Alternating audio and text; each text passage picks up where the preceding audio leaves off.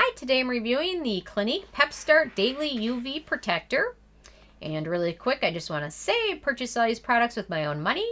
I'll never waste your time with sponsored ads or videos, so if you want to help support the channel, check out nobsbeauty.com or click on the Patreon community or the Amazon link below.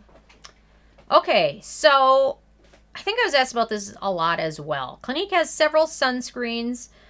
They came out with a new one. Their City Block, and I'll probably just do a first impressions initial review of it because I haven't really had enough time to fully try it. So they've got this one. They've got their Sun Face Cream, which isn't my favorite, but this one seemed to be pretty popular. And they have their little Pep-Start. I'm trying to remember, is anything else from their Pep-Start lineup still really out there? I know they had the moisturizer in the blue bottle. They had the Pep-Start wipes. Anyway, whatever. I think this might be one of the last Pep-Start things, so it wasn't my favorite lineup. It was average for the most part. So, okay, Clinique calls this 100% mineral formula, which protects against UVA and UVB rays with SPF 50. Ideal for a naturally perfected look on those no makeup days. The weightless hydrator blends flawlessly under makeup. And I agree with some of that, so let's get going. Okay, my first criteria is packaging, and it's kind of a plastic squeeze tube bottle.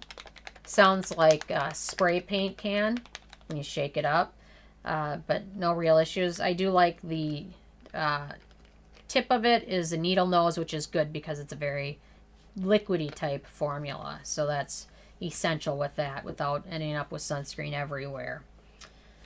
Then we come to alcohol, and this does not contain any denatured or drying types of alcohol, so that's always a good thing. Then in terms of fragrance, this has no fragrance and no scent at all, really. So that's also very nice. Then we come to the manufacturing location, and this one is made in the U.S., so no issues at all with that.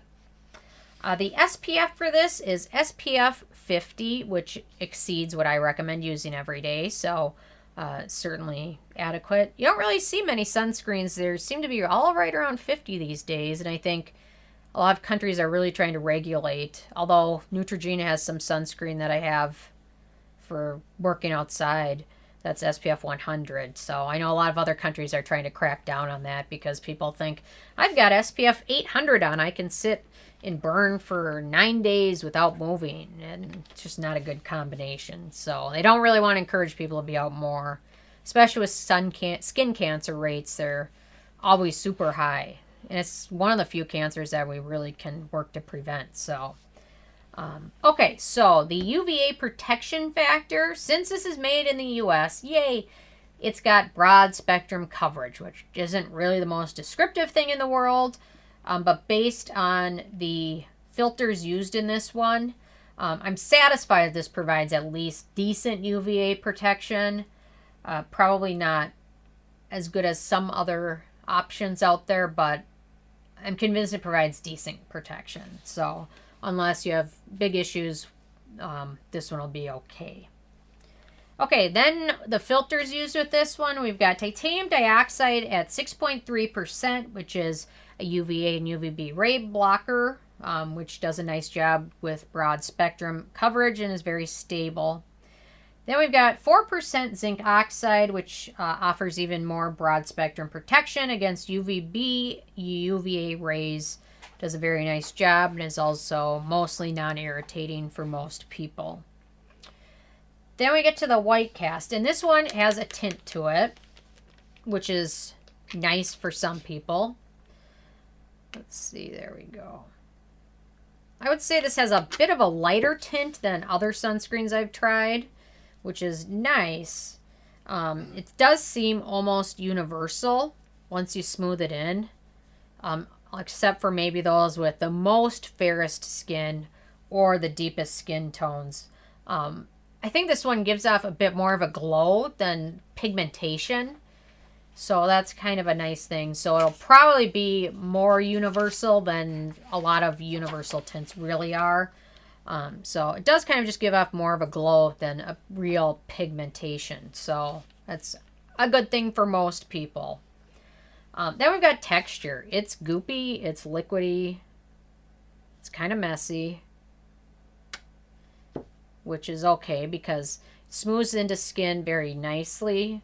And it sets to a natural matte finish, which is also nice for most people. It seems to absorb rather quickly, so you kind of have to work a little bit quicker to smooth it into skin. So I'd recommend starting out and doing like zones of your face. Start with your forehead, then I usually do 3 zones. My forehead, my right side, my left side. I don't know. Although I think there's technically like 5 zones or 4. I don't know. But anyway, I find that way works to apply it without having it look uneven or kind of messy. So, although I am impressed that the texture is this liquidy without having it contain denatured alcohol, because so many of the other ones that are very liquidy have a lot of alcohol in them, and this one doesn't have any. So pretty impressive, and I like how it sets to a pretty much not sticky finish. It is very, very slightly sticky, but the longer you let it soak in, the less sticky it feels. So no real issue with the texture of it at all. Then we get to ease of use, and for the most part it works well over serums, moisturizers, as long as they aren't super thick. If you apply this over a very, very thick moisturizer, you might notice pilling start to happen, which is never fun at all. And I've experienced my fair share of pilling trying out all these sunscreens. So it absorbs nicely and works well under most foundations, except for very, very matte finish foundations or when you apply it over a very, very thick moisturizer. It's not perfect for dry skin. You'll absolutely want to use a moisturizer underneath. But those with very oily skin probably won't appreciate the texture as much because it can start to get a bit oily throughout the day. So if you have very oily skin, this one might not be the best. So it seems to not work great for those with very oily skin or those with very dry skin, especially if you have very dry skin and need a good moisturizer. If you have normal to combination skin type, this one's almost ideal for that. So, unfortunately, for me, I found using this one in the summer works a bit better than in the winter where my skin is more dry. But this one is kind of temperamental with who it works great for. Typically, those with very normal skin will have the best experience using it. That's my thoughts on it. Okay, then we get to antioxidants and other beneficial ingredients. This one's got a lot of slip ingredients as well as hydrating ingredients and almost no antioxidants or otherwise beneficial ingredients. If you use this one, I highly recommend using it with the antioxidant serum or an antioxidant moisturizer or with a good vitamin C serum. It's a bit of a bummer they could have at least tried to throw something good in, especially since if you saw my review of the Australian Gold sunscreen, you saw and heard how some good antioxidants can really help a sunscreen out. So they could have at least thrown something in, but they didn't even try. So that's what you get when you don't try. Then in terms of acneogenic ingredients, this one's got a few. We've got zinc oxide, dimethicone, butylene glycol, and laureth 4. Laureth 4 appears to be a highly comedogenic ingredient, which is it functions in products as an emulsifier, but it can be very acneogenic.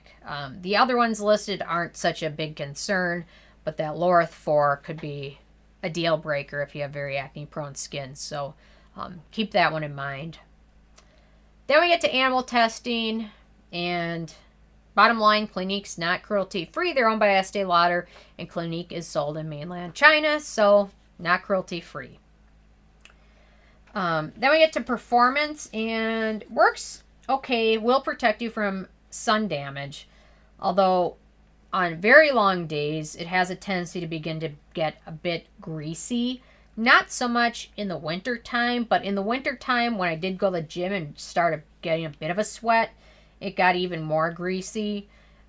So in summertime, when you're out and sweating a bit, this gets even more greasy, and that's for me with my dry skin. So if you have very oily skin, I have a feeling you get very greasy. But at the same time, it has a tendency to accentuate dry patches. So you're like greasy, greasy, greasy, drier than heck, the Sahara. I mean, it's just bizarre. You've got like the rainforest of moisture and then the Sahara of dry going on. It's a weird factor. It's a little strange. I've never had anything that was that polarizing. But anyway, so it works probably best for normal skin on just an average day when you're not sweating or anything else. So, yeah. So if you're very dry, the dry patch will be more noticeable. If you're very oily, you'll get more oily.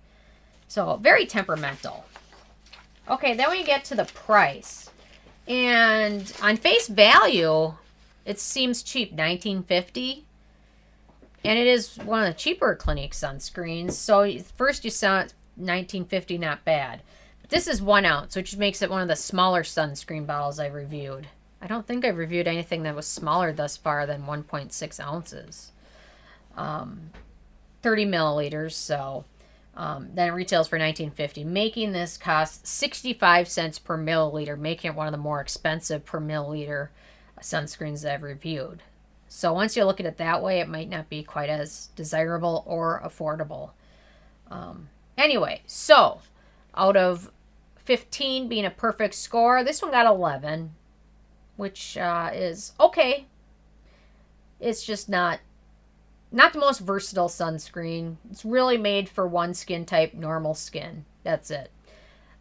Anyway, so I'm interested in hearing from you if you guys have had a chance to try this or not. Leave a comment. I love hearing from you guys.